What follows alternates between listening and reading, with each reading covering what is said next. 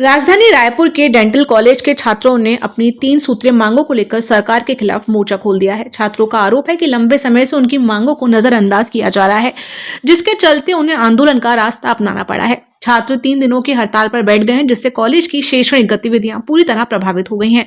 उन्होंने कहा कि जब तक उनकी मांगों पर ठोस निर्णय नहीं लिया जाता, आंदोलन जारी रहेगा।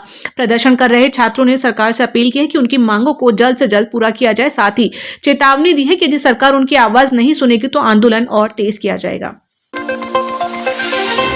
छत्तीसगढ़ में सरकार के खिलाफ एक बार फिर बड़ा आंदोलन खड़ा होता नजर आ रहा है। अपनी 10 सूत्रीय मांगों को लेकर बिहान संघ के कार्यकर्ता प्रदेश के कोने कोने से राजधानी रायपुर पहुंचे और सरकार के खिलाफ मोर्चा खोल दिया। पिछले 1 महीने से नवा रायपुर स्थित तूता धरना स्थल पर शांतिपूर्ण धरने पर बैठे कार्यकर्ता राजधानी के राजीव गांधी चौक तक पहुंच गए, जहां उन्होंने जोरदार प्रदर्शन किया।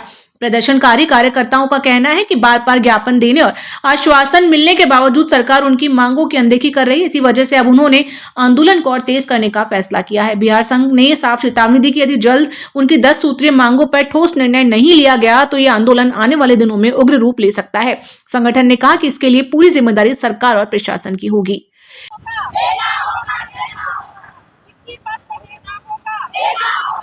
जी सर, अभी तक तो नहीं हुआ है, बस विज्ञापन बस सौंप रहे हैं और हड़ताल कर रहे हैं हम लोग।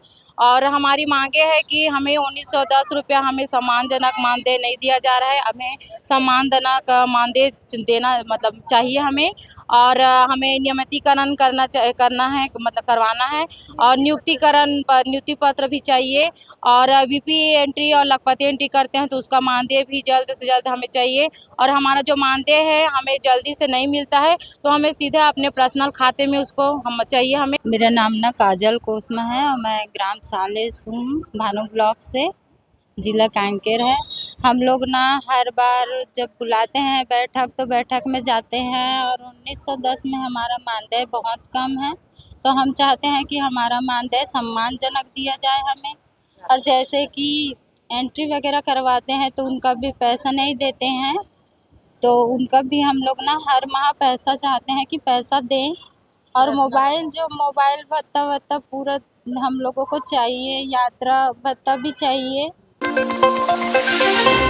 सैनिक दिवस के अवसर पर 15 जनवरी को रायपुर लोकसभा क्षेत्र में एक ऐतिहासिक और अनोखा आयोजन देखने को मिला। वंदे मातरम गीत की 150वीं वर्षगांठ पर राजधानी रायपुर सहित पूरे लोकसभा क्षेत्र में सामूहिक वंदे मातरम गायन का आयोजन किया गया, जिसमें लगभग 5 लाख लोगों ने सहभागिता की। इस भव्य आयोजन में रायपुर लोकसभा क्षेत्र के करीब 3000 स्कूल कॉलेजों के छात्र छात्राओं के साथ बड़ी संख्या में आम नागरिक शामिल हुए।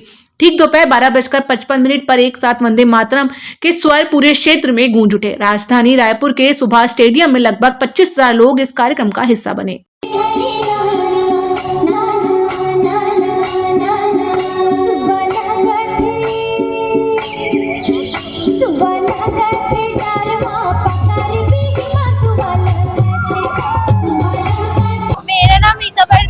इंस्टीट्यूट ऑफ मेडिकल से रायपुर से हमें बहुत ज़्यादा एक्साइटमेंट हो रहा है। यहाँ हम लोग फर्स्ट टाइम परफॉर्मेंस देने वाले हैं। हम लोग का पेट्रियोटिक डांस है, इसमें हम लोग का स्कीट और डांस दोनों है। आज सुभाष स्टेडियम मैदान में आज छत्तीसगढ़ के हमारे छात्र हैं, नेतागण हैं, अधिकारी हैं, कर्मचारी हैं, सबके द्वारा आज वंदे मातरम की 150वीं वर्षगांठ पर सामूहिक गान रखा गया। इनके लिए मैं बहुत बहुत बधाई देता हूं। और ये वंदे मातरम केवल शब्द नहीं है, बल्कि समर्पण है, त्याग है, और ये हमारे आज़ादी दिलाने में इस वंदे मातरम का बड़ा योगदान रहा। ये हमारे लिए गौरव की बात है। मैं सबको प्रदेश आज पूरे रायपुर लोकसभा क्षेत्र में 3000 से ज़्यादा स्कूल, कॉलेज, प्राइवेट इंस्टीट्यूट, इसमें सभी बच्चों ने वंदे मातरम का पूरा गीत गाया है। जो वंदे मातरम का गीत है ये देशभक्ति का गीत है, ये मातृवंदना का गीत है, ये शहीदों के फांसी के फंदे पर लूटते समय गाया जाने वाला गीत है। ये गीत देश में आम जनों के बीच में देशभक्ति जागृत करने का गीत है। और वंदे मातरम गीत की 150वीं वर्षगांठ के अवसर पर आज यहाँ पर इस स्टेडियम में भी 10,000 से ज़्यादा विद्यार्थियों ने, स्काउट गाइड के जवानों ने स्काउट, साथ में एनसीसी के जवानों ने, सब ने मिलकर, सेना के लोगों ने, सब ने मिलकर इस गीत को गाया है। मैं सभी को बहुत बहुत धन्यवाद देता हूं, बधाई देता हूं, शुभकामनाएं देता हूं कि वंदे मातरम गीत के बारे में जो पूरे देश को और हमारी नई पीढ़ी को जानकारी। राजधानी रायपुर के शहीद वीर नारायण सिंह अंतर्राष्ट्रीय क्रिकेट स्टेडियम में 23 जनवरी को होने वाले भारत बनाम न्यूजीलैंड T20 अंतर्राष्ट्रीय मुकाबले को लेकर छत्तीसगढ़ स्टेट क्रिकेट संघ ने टिकटों की जानकारी जारी कर दी है। संबंध में CSCS के डायरेक्टर विजय शाह और बलदेव सिंह भाटिया ने प्रेस वार्ता कर मैच की तैयारियों और टिकट व्यवस्था की जानकारी दी। प्रेस वार्ता में बताया गया कि छात्रों के लिए 800 रुपए की विशेष टिकट केवल इंडोर स्टेडियम से उपलब्ध होगी तथा एक छात्र को केवल एक ही टिकट दी जाएगी। वहीं आम दर्शकों के लिए विभिन्न स्टेट्स की टिकट कीमतें 2000 रुपए से 3500 रुपए तक तय की गई हैं। प्रीमियम कैटेगरी में सिल्वर, गोल्ड और प्लेटिनम टिकट क्रमशः 7500 रुपए, 10,000 रुपए, 12,500 रुपए में उपलब्ध होगी, जबकि कॉर्पोरेट बॉक्स की टिकट की कीमत 25,000 रुपए निर्धारित की गई है। अपर 2 एंड अपर 4 जो है हमारा वो 2000 का होगा। लोअर 2, 4, 7, 9 एंड अपर 1, 5, 6, 10 सॉरी, ये जो है ये 2500 की टिकट होगी। लोअर 5 एंड लोअर 6 जो है 3000 की टिकट होगी। Lower 10A and lower 10B 3500 की टिकट होगी। सिल्वर जो कि 4th फ्लोर में हमारा है, जिसमें कि बुफे इंक्लूडिंग रहता है, वो 7500 की है। गोल्ड 10,000 की है। प्लेटिनम जो है वो 12,500 की है और कॉर्पोरेट जो है एक टिकट 25,000 की है। और जहाँ तक टिकट का ऑनलाइन जो हमारा पार्टनर है, पिछली बार जो टिकट जिनी था वही हमारा इस बार भी पार्टनर है। और हम टिकट सेल जो है क्योंकि रिडम्पशन करना होता है हमें टिकट को, तो उसके लिए शायद जो इंडोर स्टेडियम है वो 18 तारीख को हमारे पास शायद अवेलेबल नहीं होगा, बिकॉज ऑफ वहाँ पर CM साहब का कोई प्रोग्राम है, तो एक दिन बीच में गैप आएगा। इसलिए हम टिकट सेल जो है आज ही रात के 7 बजे से चालू कर रहे हैं और कल से ही जो है 16, 17 एंड 18 गैप रहेगा।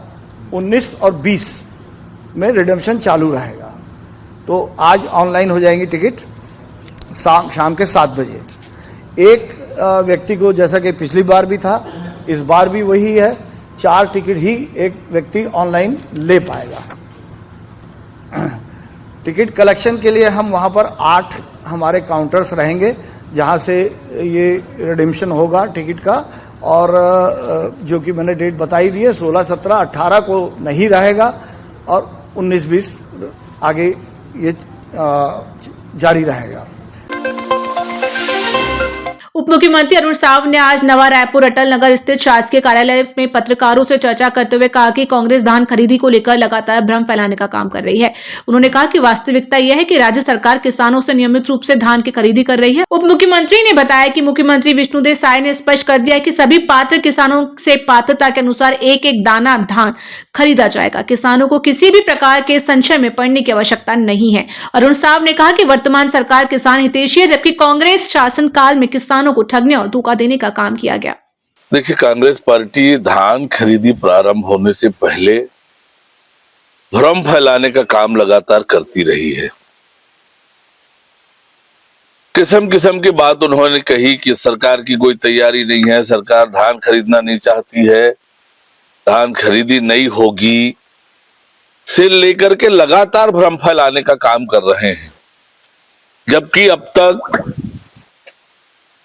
किसानों की नियमित रूप से धान खरीदी हो रही है, सरकार ने पुख्ता व्यवस्था की है और मुख्यमंत्री माननीय विष्णुदेव साय जी ने स्पष्ट कहा है कि किसान धैर्य रखें, सभी पात्र किसानों के पात्रता अनुसार एक एक दाना धान की खरीदी होगी। ये माननीय मुख्यमंत्री जी ने स्पष्ट कर दिया है और इसके बाद भी किसी के मन में किसी तरह के संशय करने की कोई आवश्यकता नहीं है। हम किसान हितैषी सरकार हैं। जिस कांग्रेस पार्टी की सरकार ने किसानों को ठगने का काम किया, धोखा देने का काम किया, वो इस प्रकार की बातें ना कहे तो अच्छा रहेगा। विश्वविद्यालय के BA LLB छात्र आयुष यादव ने आत्मदाह करने की कोशिश की, जिससे वह गंभीर रूप से झुलस गया। घायल छात्र को पहले सिम्स अस्पताल में भर्ती कराया गया, जहां से उसकी हालत नाजुक होने पर अपोलो अस्पताल रेफर किया गया। घटना से ठीक पहले छात्र द्वारा इंस्टाग्राम पर भावुक स्टोरी पोस्ट किए जाने की जानकारी सामने आई है। पुलिस ने छात्र का मोबाइल फोन जब्त कर लिया और सोशल मीडिया गतिविधियों समेत अन्य डिजिटल साक्ष्यों की जांच की जा रही है। फिलहाल आत्महत्या की प्रयास के पीछे के कारण स्पष्ट नहीं हो पाए हैं। कोनी थाना पुलिस पारिवारिक, शैक्षणिक और मानसिक सभी पहलुओं को ध्यान में रखते हुए मामले की जांच कर रही है।